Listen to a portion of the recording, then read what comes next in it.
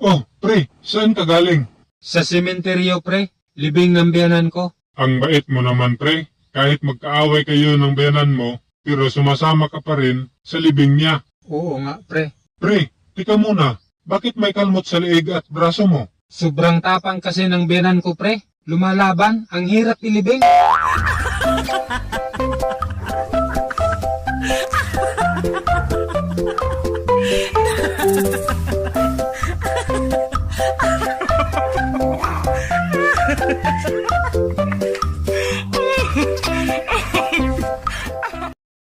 Sa isang pharmacy, Miss, pabili ng kondom. Size, sir. binulungan ng lalaki ang tindera. Miss, yung small size. Hindi, sir. Alam ko na maliit ang sa iyo. Ang ibig kong sabihin, tagsais ang isa.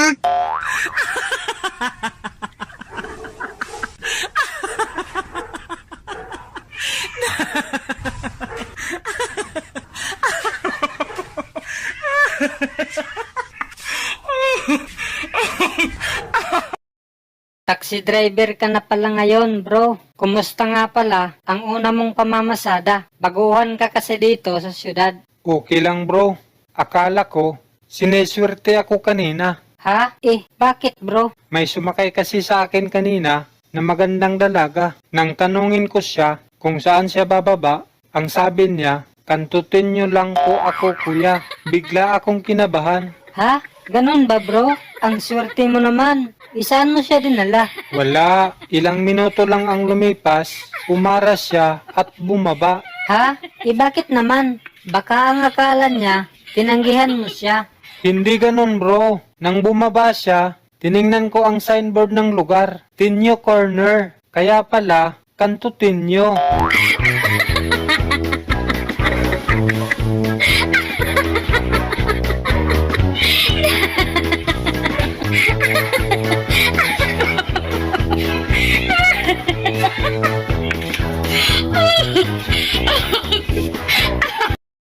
Baka magbunga ang pagkakasala natin, padre. Natatakot ako. Huwag kang matakot. Ipaubaya natin ang lahat sa nasa itaas. Hindi niya tayo pababayaan. Hoy, wag niyo akong idamay dyan. Naglilinis lang ako ng kampana dito.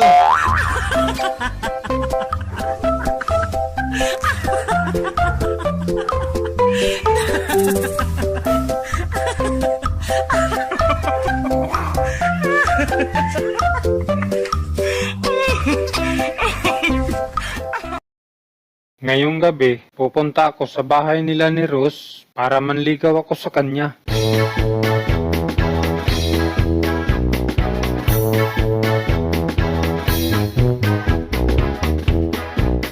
Dito na ako sa bahay nila ni Rose. Biglang sumakit ang aking tiyan. Sana nagbawas ako kanina bago pumunta dito. Titiisin ko na lang para hindi halata. Mamadaliin ko na lang ang pangligaw para makauwi ako agad. Kakatok na ako sa pinto. Ikaw pala, Jire. Magandang gabi sa'yo, Rose. Magandang gabi din sa'yo, Jire. Tuloy po kayo. Maraming salamat, Rose. Ano po ang sadya mo, Jire? Ba't naparito ka? Rose, may sasabihin ako sa'yo. Sige po. Ano ba yan, Jire? Patay. Hindi ko na mapigilan. Sumakit ulit ang aking tiyan. Sana hindi mahalata ni Rose na umutot ako. Blackie, huwag mag-ingay. May bisita tayo. May aso pala sa ilalim ng aking inuupuan at mabuti na lang siya ang napagbintangan. Jire, pasensya na po sa aming aso. Talagang nag-iingay yan pag may nag-uusap. Walang problema sa akin, Rose. Talagang ganyan ang mga aso. Ano nga ulit yung sinabi mo kanina? Sabi mo, may gusto kang sabihin sa akin. Opo, Rose. May gusto akong sabihin sa'yo. Sige, Jire, sabihin mo na. Patay. Sumakit ulit ang aking tiyan. Hindi ko na mapigilan. Patay. Medyo malakas ng konti. Baka narinig ni Rose. Blackie, isa ka na lang ha. Sabi ko sa'yo, huwag kang mag-ingay. Ay, salamat. Si Blackie pa rin ang napagbintangan. Jire, ulitin ko. Pasensya na talaga sa aming aso. Ay, okay lang, Rose. Ganon talaga ang mga aso. Sige, ituloy mo na yung gusto mong sabihin sa akin. Rose? Patay, sumakit ulit ang aking tiyan. Hindi ko na mapigilan. Patay, Sana si Blackie pa din ang pagbibintangan. Blackie, hindi ka pa din nakikinig sa akin. Umalis ka nga dyan. Huwag mo nang hintayin ang pang-apat. Baka tatain na itong si Jire.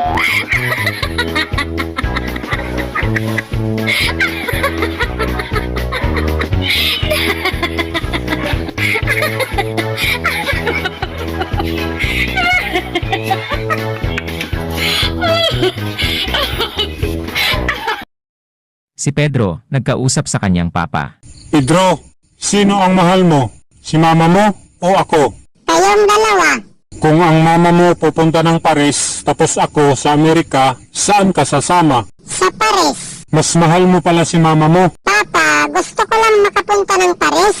O sige, ganito na lang. Baliktarin natin. Kung ang mama mo pupunta ng Amerika tapos ako sa Paris, saan ka sasama? Sa Amerika. Dahil ba mas mahal mo ang mama mo kaysa sa akin? Papa, galing na kasi ako ng Paris kanina.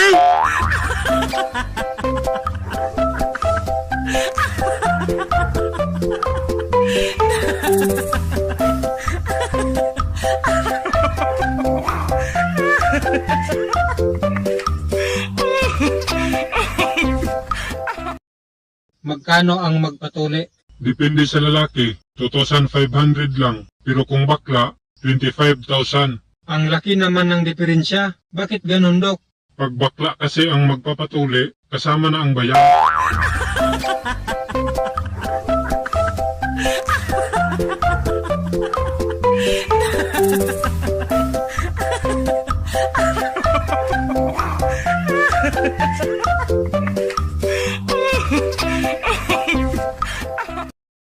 Honey, pagkatapos mong kumain, hugasan mo ang mga plato ha.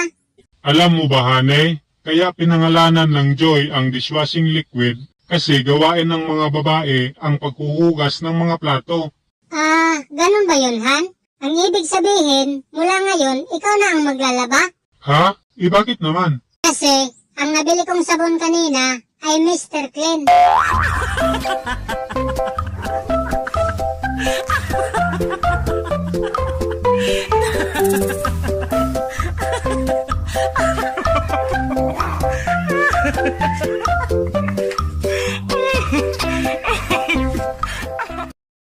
Magandang araw sa iyo, Doktor.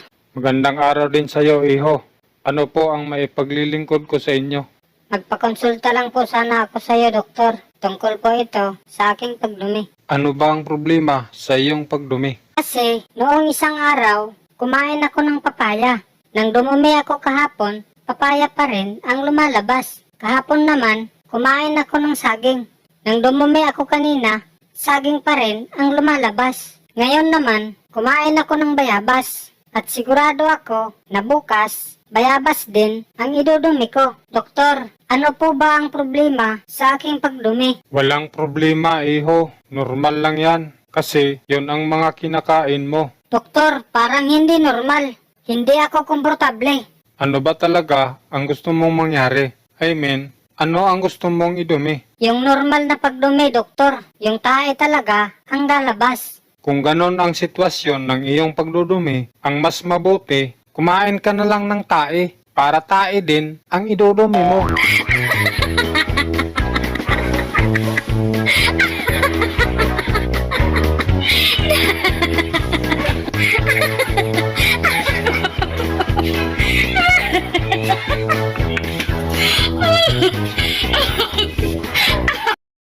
Jose, Amerikano pala ang manager dito. Nako, paano ako makakapag-apply nito? Walang problema yan, Juan. Sagutin mo lang ng maayos ang lahat ng kanyang mga tanong. Mabuti pa, Jose, ikaw na lang ang mauna kasi marunong kang mag-English. Ikaw na lang ang mauna, Juan. Huwag kang mag-alala kasi tuturuan kita. O sige, Jose, ano ang sasabihin ko sa manager sa tuwing lalapit na ako sa kanya? Batiin mo lang siya ng, "Hey Joe, para mapansin ka niya. Pagkatapos, Jose, ano ang sunod kong sasabihin? Maaari ka nang mag-apply. Ano nga ba sa English ang bigyan mo ako ng trabaho? Give me a job. Job, Ayusin mo ang pag-pronounce ng job para matanggap ka. job.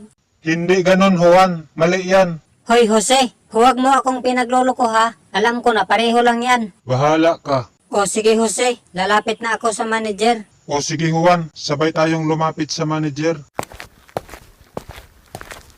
Batiin mo na siya. Hey, Joe! Who are they? Ano daw yon, Jose? Nagtatanong siya kung sino daw tayo. Ano ang isasagot ko? Sabihin mo, I am John and he is Joseph. I am John and he is Joseph. What do they need? Jose, ano ang isasagot ko? Mag-apply ka na. Give me a job. Alright, I'll give you a jab. This is it. Aray, Jose, sinuntok ako ng manager. Mali kasi ang sinasabi mo. What did you say? Lagot ka, Jose. Ikaw daw ang isusunod. Takbo, Jose!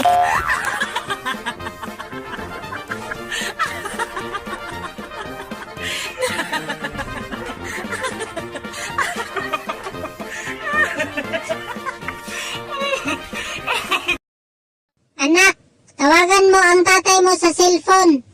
Sabihin mo, pauwiin na dito. Pagkatapos tawagan, Nay, babae po ang sumagot. Totoo nga ang kutob ko. Merong sikreto ang tatay mo. Ano ang kanyang sinabi? Ni-record ko po, inay. Ito, pakinggan mo. Sorry, you do not have enough load in your account to make this call.